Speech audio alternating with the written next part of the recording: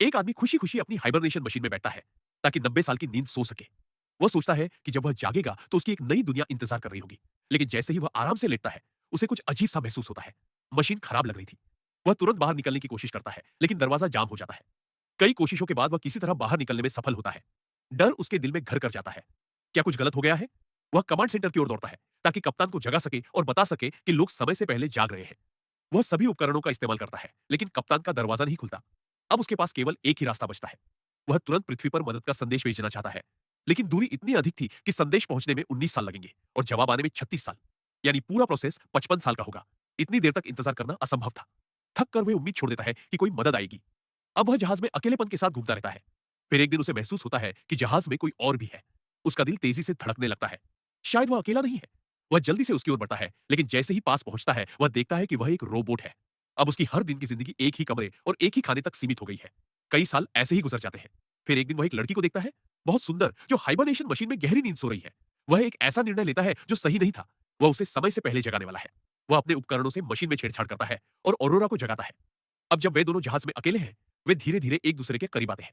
Aurora के जन्मदिन पर जिम एक छोटी पार्टी का आयोजन करता है, जिसमें रोबोट वेटर भी मदद करता है। सब कुछ खुशगवार गुजरता है। ऑनरोरा कहती है, अब हमारे बीच कोई रहस्य नहीं होना चाहिए। तभी रोबोट आर्थर सोचता है कि ऑनरोरा सच्चाई से अनजान है, और उसी क्षण वह पूरी सच्चाई बता देता है कि जिम ने उसे अपनी अकेलापन दूर करने के लिए जगाया था। जिम शादी का प्रस्ताव देने के लिए अंगूठी निकालता है, लेकिन ऑरोरा सच्चाई सुनकर सदमे में आ जाती है। उसे लगता है कि जिम ने उसकी पूरी जिंदगी छीन ली। ऑरोरा बहुत गुस्से में है और जिम से बात करना बंद कर देती है। इसी दौरान जहाज में एक गंभीर तकनीकी खराबी आ जाती है। अगर कुछ न किया गया तो सब कुछ खतरे में पड़ सकता है। जिम को बाहर जाकर सिस्टम ठीक करना पड़ता है, जहां उसे अत्यधिक गर्मी और खतरे का सामना करना पड़ता है। ओनरोरा समय पर मशीन का हैंडल खींचती है, लेकिन जिम अंतरिक्ष में गिर जाता है और उसकी सुरक्षा रस्सी टूट जाती है। ओनरोरा पूरी ताकत लगाकर उसे बचाने की कोशिश करती है और तुरंत कप्तान की अथॉरिटी वॉच से फर्स्ट एड सिस्टम चालू करती है। अंततः जिम की जान बच जाती है। अब जहाज में केवल एक ही मशीन बची है, जिसमें कोई फिर से 90 साल के लिए सो सकता है। जिम ओनरोरा से कहता है, तुम सो जाओ, मैं जागता रहूंगा। मैंने तुम्हें अपनी स्वार्थी वजह से जगाया, लेकिन अब मैं अपनी गलती सुधारना चाहता हूं।